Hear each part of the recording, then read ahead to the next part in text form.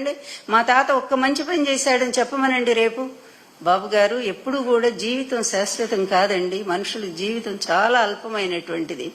అలాంటి ఈ అల్పమైన జీవితంలో కనీసం మనం మంచి పనులు చేయగలిగితేనే రేపు మనం పోయినాక మన ఇంటి వాళ్ళైనా, ప్రజలు అట్లా ఉంచండి, కనీసం మన ఇంటి వాళ్ళైనా మా తాతగారు గొప్పవారు, మా ముత్తాత గారు గొప్పవారు అని చెప్పుకోవటానికి ఎన్టీఆర్ గారిని ఎన్ని తరాలున్నా చెప్పుకుంటారండి. ఎందుకంటే ఆయన మంచి మనిషి.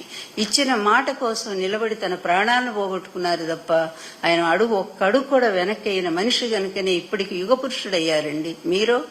మీరండి అట్లాంటి యుగ పురుషుడిని సాగనంపినటువంటి మీరు, ఒక నీచమైన రాజకీయానికి పాల్పడ్డటువంటి మీరు, మీకు చరిత్ర ఏంటండి? అసలు ఉంటే పనికి మాలిన చరిత్ర ఉంటుంది, అంతకు మించి ఏం లేదు.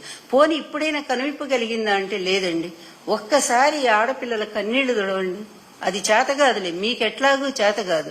ఎందుకంటే ఎంతసేపు ఉన్నా సరే మీ పార్టీలో లేకపోతే మీ కూటమి పార్టీలో ఉండే దొంగల్ని, దోపిడీగాళ్ళని, అదేవిధంగా రేపిస్టుల్ని, వీళ్ళందరినీ కూడా మీరు ఎంకరేజ్ చేసుకుంటూ ఇదే నిజమైనటువంటి నా పరిపాలన, ఇదే నా మార్పు రాజకీయం అనుకొని మీరు బతుకుతూ ఉన్నారు గనక దాని నుంచి ఒక్క అడుగు కూడా మీరు యువతలకి రాలేరు గనక ఈ ఆడపిల్లల కన్నీళ్లు మీకు కనిపించవండి. There is no civilization can survive itself in believes women's independent.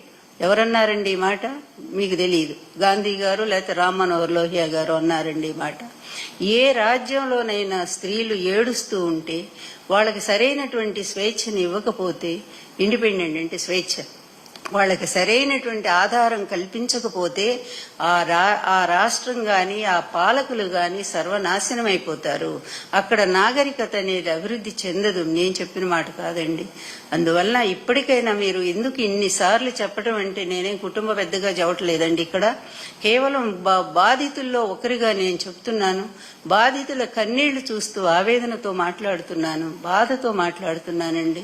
ఎవరికైనా చెప్పండి, ఇది న్యాయమేనేమో. మీరు చేస్తుంది ఎంతసేపు ఉన్న ప్రతిపక్ష నేత జగన్ మీద అబద్ధాల మీద అబద్ధాలు, మీ పచ్చ మీడియా మీ టైం అంతా కూడా వృధా చేస్తున్నారు కదండి.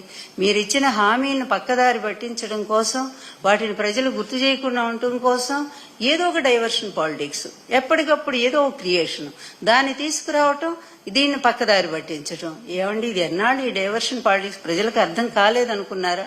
మీకు నిజంగా ధైర్యం ఉంటే, మీ పాలన మీద మీకు నమ్మకం ఉంటే, ఇప్పుడు రద్దు చేసి అసెంబ్లీ మీరు ఎలక్షన్స్ రండి, చూద్దాము.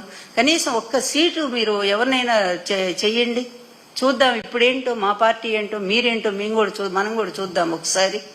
జగన్ గారి కెపాసిటీ ఏంటో, ప్రజల యొక్క అభిమానం ఏంటో ఒక్కసారి చూద్దురుగోని అలా ప్రజాభిమానాన్ని సంపాదించుకోవాలి. కానీ ఇదేంటండి, 1,50,000 కోట్లు 8 నెలల్లో మీరు వచ్చిన తర్వాత సాధించిన సంపద ఏంటంటే, ఈ రాష్ట్ర సంపదను అబ్బో చాలా గొప్పగా నేను పెంచుతాను, అందువల్ల అప్పులున్నా పర్వాలేదు, సంపద పెంచి ప్రజలకు నేను ఇచ్చిన హామీలు నెరవేరుస్తానన్నారు కదా.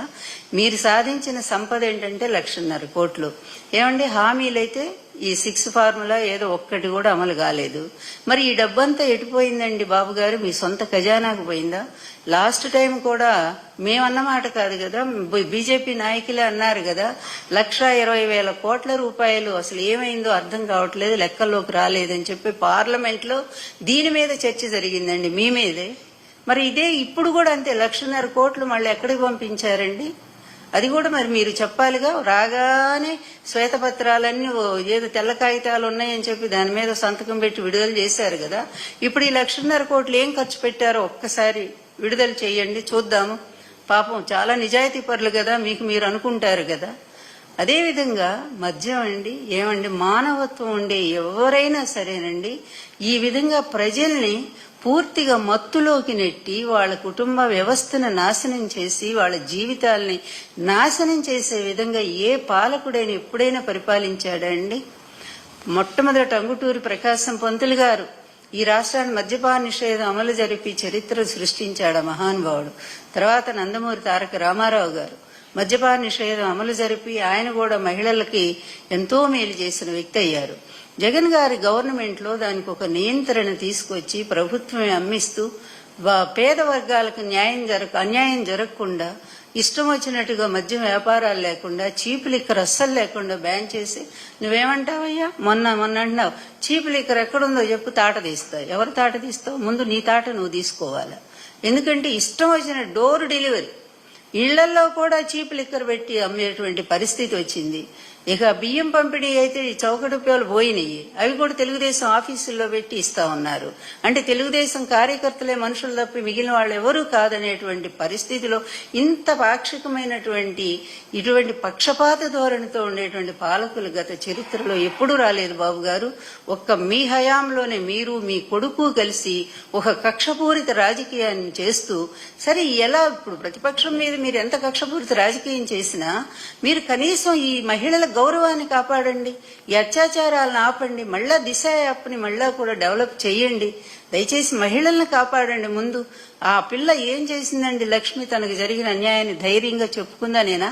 వెంటనే అప్పటికప్పుడే రాజస్థాన్ నుంచి పోలీసులు ఎట్టొస్తారండి, ఆ కేసు ఎప్పుడుదో అతని వల్లే జరిగిందని కూడా అంటున్నారు. అసలు మంచి చెడు లేదా? ఈ అమ్మాయి పెట్టిన కేసుకి అతన్నేమో అరెస్ట్ చేయరా అండి? దోషేమో తిరుగుతా ఉన్నాడు. ఇదే మీ పరిపాలన? అంటే మీ పరిపాలనలో ఈ రేపిస్టులు, దొంగలు, ఆడవాళ్ళని దోచుకునే వెధవలంతా కూడానేమో దర్జాగతి కాలరెత్తుకొని తిరుగుతారా? మంచి వాళ్ళకి ఏమి అవకాశం లేదా అండి?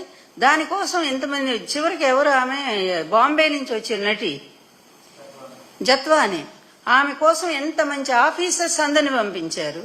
ఆఖరికి ఓ మంచి పారిశ్రామికవేత్త ఆ పరిశ్రమను పంపించేశారు రాష్ట్రంలో నుంచి. మరి ఆ లేడీ పట్ల ఉండేటువంటి పాపం మీకున్న సానుభూతి, గౌరవం ఈ అమ్మాయి లక్ష్మి పట్ల మీకు లేదా అండి? ఇక్కడికి వచ్చేసరికి ఒక న్యాయం, అక్కడికి వచ్చేసరికి ఒక న్యాయమా? ఏమండి, ఎంత దారుణంగా ఉందో ఈ పరిపాలన చంద్రబాబు గారు.